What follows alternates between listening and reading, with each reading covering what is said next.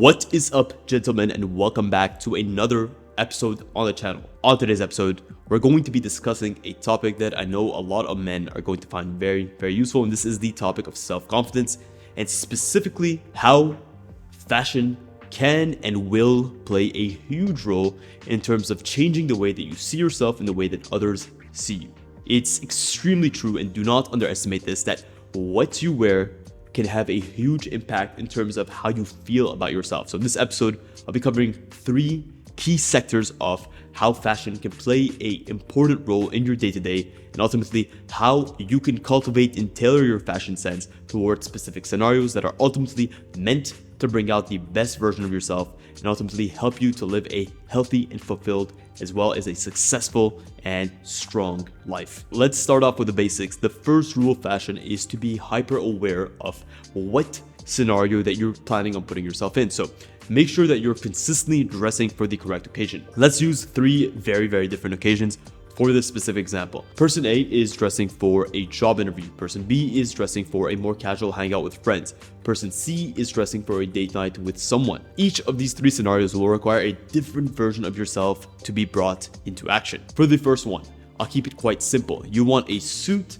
that is straightforward to the point with no thrills and no frills. With a job interview, you want to present a very straightforward and presentable version of yourself. Here, you cannot go wrong with using a white poplin shirt as an anchor for a suit that is going to be anchored around it.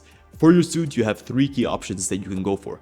Number 1 is going to be a medium rich navy, and the reason I'd go for a medium rich navy as opposed to a dark navy is because you can bring in a little bit of flair without overdoing it with a medium rich navy that has just a depth to it. Second option is going to be a dark charcoal, which is not black but is also not sort of medium gray.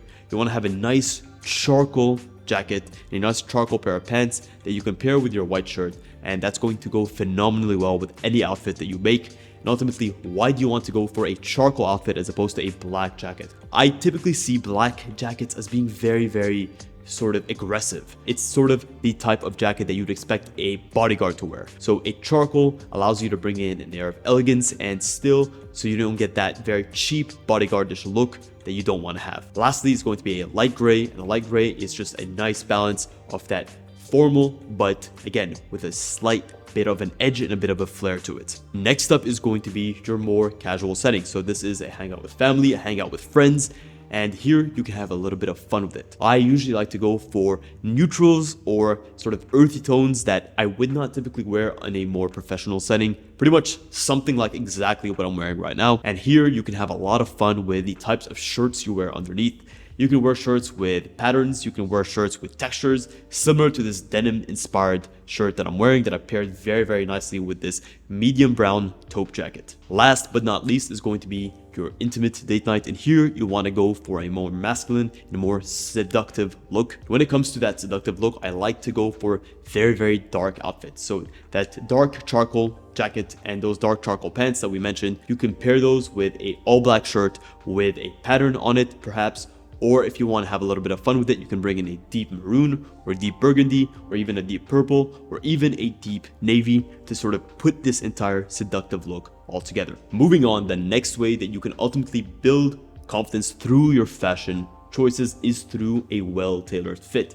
This does not mean that you need to go out and get a bespoke suit, but what it does mean that your clothing should be fitted correctly to your body. There's no point in spending thousands and thousands of dollars on the highest end brands if they don't fit you correctly. Ultimately, the best fashion is the one that fits you correctly and the one that allows you to bring out the best of your physique. So make sure that all of your pieces are fitted correctly. If you're going off of the rack, take a moment, go down, try on the items, get them fitted if you can, but make sure you're picking the right size for you. And if you can't afford it, make sure to take these pieces and get them tailored or altered afterwards. That way they can fit you that much better. And when it comes to sort of the fits that you want, if you're operating with a shirt, make sure you don't have too much fabric around the chest. Make sure that your arms are nicely fitted but not too tight. You don't want to look like a tool. Also, towards the waist, make sure that there's a beautiful taper. Take in any excess fabric through the cuts or the side seams, and make sure that your shirt is long enough to accurately and to properly tuck into your pants. And that's it.